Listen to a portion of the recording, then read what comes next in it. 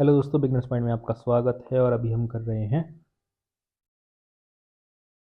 क्या कर रहे हैं, एसएसटी यानी कि सोशल साइंस। सिक्स क्लास की है, 7 चैप्टर है। इससे पहले के चैप्टर नहीं देखे तो जा करके देख सकते हैं, प्लेलिस्ट बना दी है। Jataka tales which have dilated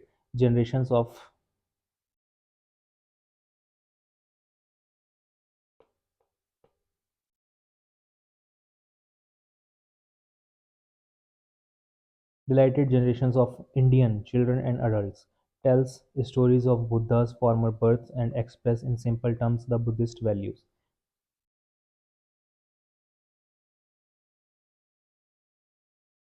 In a well-known tale, the Buddha was the king of a large troop of monkeys.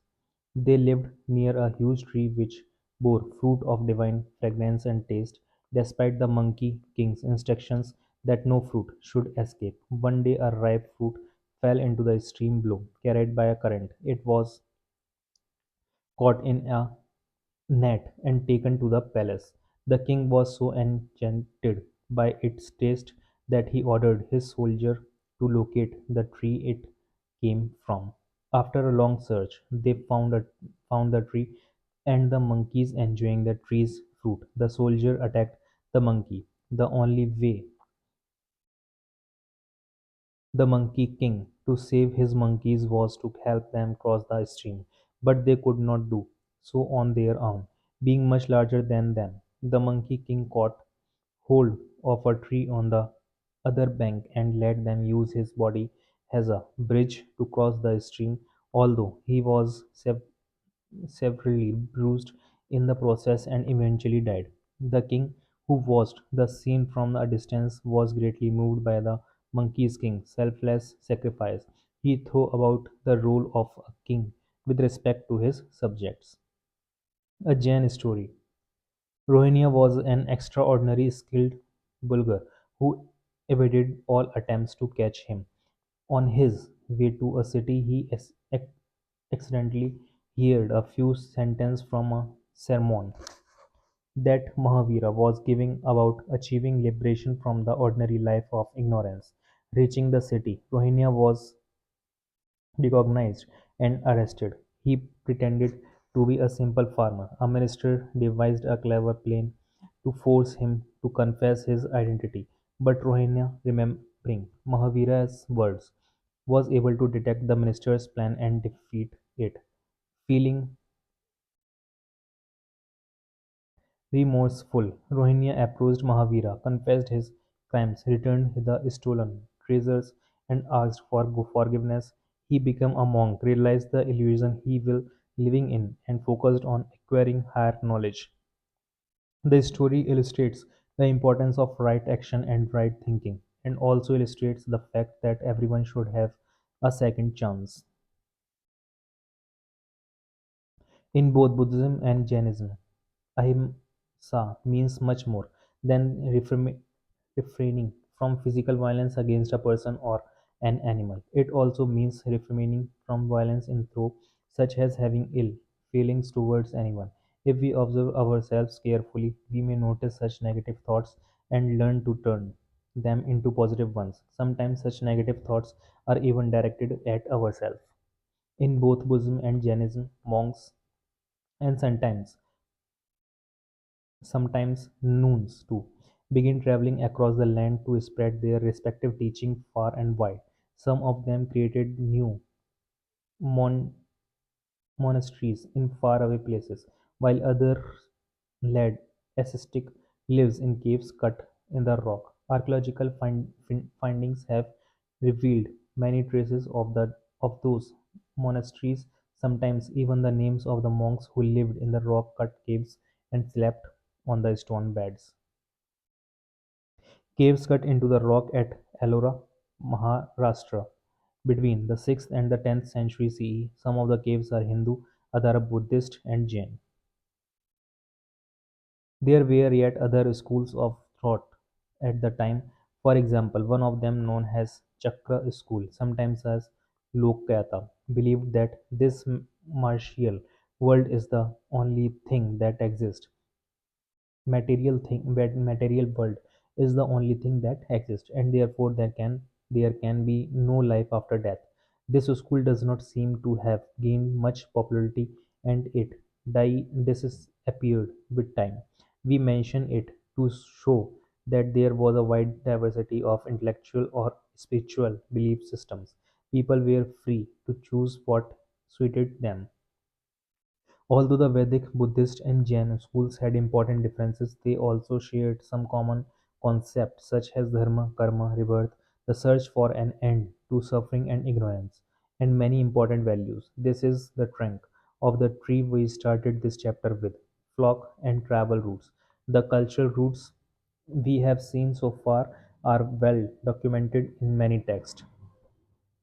India has also had rich oral traditions, that is, teaching or practice transmitted through everyday practice without written text. This is the case of the Vedas. Among them are numerous folk traditions, that is, transmitted by common people, and tribal traditions transmitted by tribes. What is a tribe?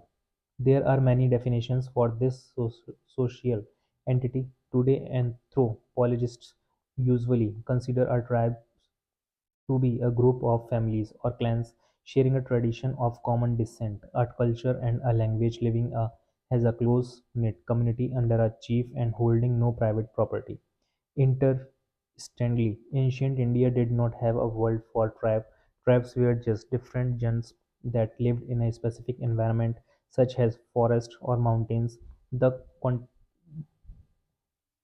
the Constitutions of India uses the terms tribes and tribal communities in English and Janajati in Hindi. According to official figures in 2011, India had 75 tribes spread over most states, amounting to a population of about 104 million people, more than the populations of Australia and the United Kingdom together.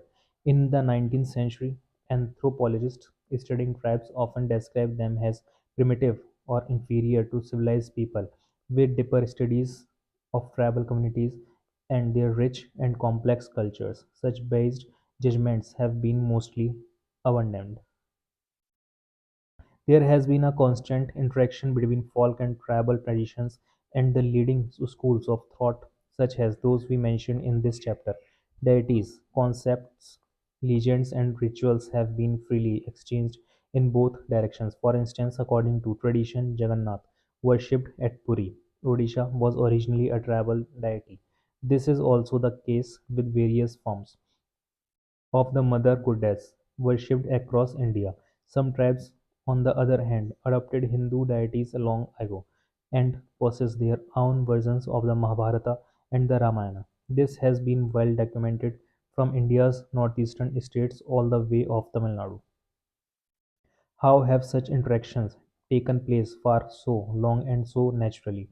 It is in the end because folk, tribal, and Hindu belief systems have many similar concepts. For instance, in all three elements of nature, such as mountains, rivers, trees, plants, and animals, and some stones too, are regarded as sacred because there is consciousness behind all of them. Indeed, tribal tribes generally worship many deities associated with those natural elements. For the Toda tribals of the Nilgiris of Tamil Nadu, for instance, one of them is pictured in the image of the right, this one. Over 30 peaks of this mountain range are residents of a god of or a goddess. Those peaks are so sacred that the Todas avoided painting to them with a finger. But despite this multiplicity of deities has with Hinduism, many tribal groups have a concept of a higher divinity or supreme beings. For example, several tribes of Arunachal Pradesh worship Donia Polo, a combined from the sun and the moon, who later rose to the higher status of a supreme god. This is also the case of the god Kandoba in parts of central India. In eastern India, the Munda and Santhal tribals, among others, worship Singbonga, a supreme deity who created this whole world. There are many more such examples. The Indian sociologist Andre Beatty summed up this situation in these words: the thousands of castes and tribes on the Indian subcontinent have influenced each other in their religious beliefs and practices since the beginnings of history and before. That the tribal religious religions have been influenced by Hinduism is widely accepted, but it is equally true that Hinduism, not only in its formative phase but throughout its evolution, has been influenced by tribal religions. Clearly, the result of this long interaction has been mutual enrichment. In this manner, folk and tribal beliefs and practices also count among India's cultural roots. We will further develop this point in the next chapter. Before we move on, the Vedas, India's earliest text, gave rise to several schools of thought. Vedanta and Yoga are among the best known. Buddhism and Jainism departed from the authority of the Vedas and laid emphasis on some specific values and practices. Although these schools had different principles and methods, they also shared some important concepts. They were all looking for the cause of suffering and the means of removing ignorance. Tribal belief systems and the art have interacted for millenniums with Hinduism. There was free borrowings and giving from every side. Tribal belief systems generally regard the land and its features as sacred. They often have, at the same time, a higher concept of divinity. और इसी के साथ सारे questions हो जाते हैं समाप्त. The banyan tree is an adept illustration for the themes in chapter 7 to 8 and a fine symbol for Indian civilization. With its deep root system, massive trunk, and branches spreading in all directions, it can extend a vast area and last for many centuries. It shelters a variety of flora and fauna and encourages its branch, though united at the trunk, to throw fresh roots of their own. Indeed, Hinduism, Buddhism and Jainism regard the banyan tree as sacred. और इसी के साथ ये chapter हो जाता है समाप्त.